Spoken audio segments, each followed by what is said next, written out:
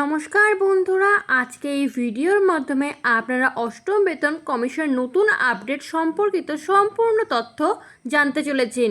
যারা যারা এখনও পর্যন্ত চ্যানেলটি সাবস্ক্রাইব করেননি এবং বেল বাটনটি প্রেস করেননি, চ্যানেলটি সাবস্ক্রাইব করে বেল বাটনটি প্রেস করে রাখুন নতুন সরকারের নতুন নতুন আপডেট সবার আগে পাওয়ার জন্য। অষ্টম বেতন কমিশনের নতুন আপডেট 15 জুন পর্যন্ত সময় বাড়ল। সম্পূর্ণ তথ্য জানতে সম্পূর্ণ ভিডিওটি শেষ পর্যন্ত দেখুন।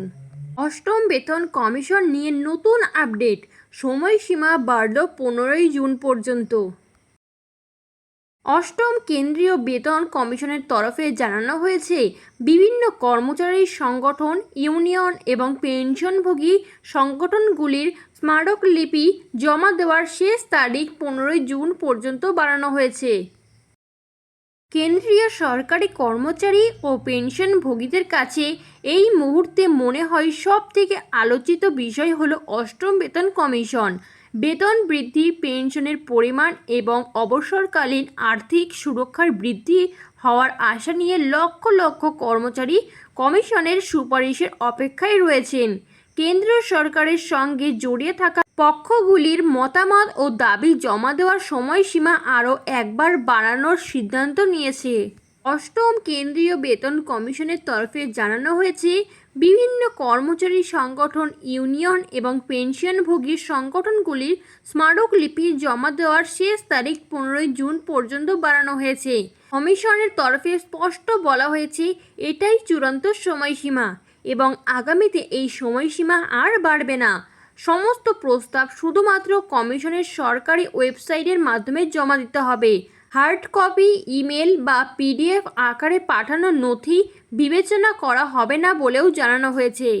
2025 সালের নভেম্বর মাসে গঠিত অষ্টম বেতন কমিশনকে সুপারিশ জমা দেওয়ার জন্য 18 মাস সময় দেওয়া হয়েছে।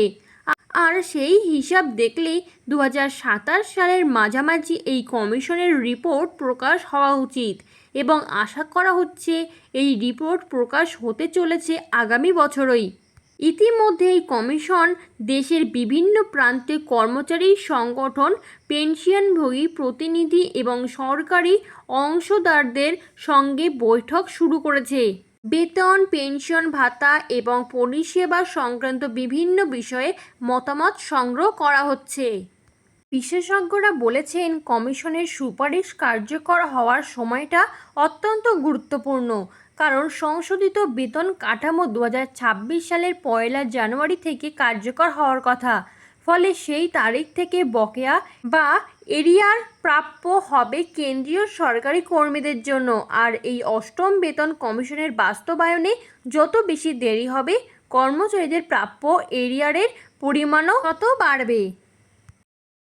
এই পরিস্থিতিতে কেন্দ্রীয় সরকারি কর্মচারী ও পেনশনভোগীদের নজর এখন কমিশনের পরবর্তী পদক্ষেপের দিকে। বেতন সংশোধনের পরিমাণ যেমন গুরুত্বপূর্ণ, তেমনই গুরুত্বপূর্ণ তা কত দ্রুত কার্যকর করা হয়। তাই আগামী কয়েক মাস অষ্টম বেতন কমিশনের অগ্রগতি ঘিরে আগ্রহ আরও বাড়বে বলেই মনে করা হচ্ছে। এরকমই আরও নতুন নতুন আপডেট পেতে চ্যানেলটি সাবস্ক্রাইব করে বেল বাটনটি প্রেস করে চ্যানেলটির সাথে যুক্ত থাকুন।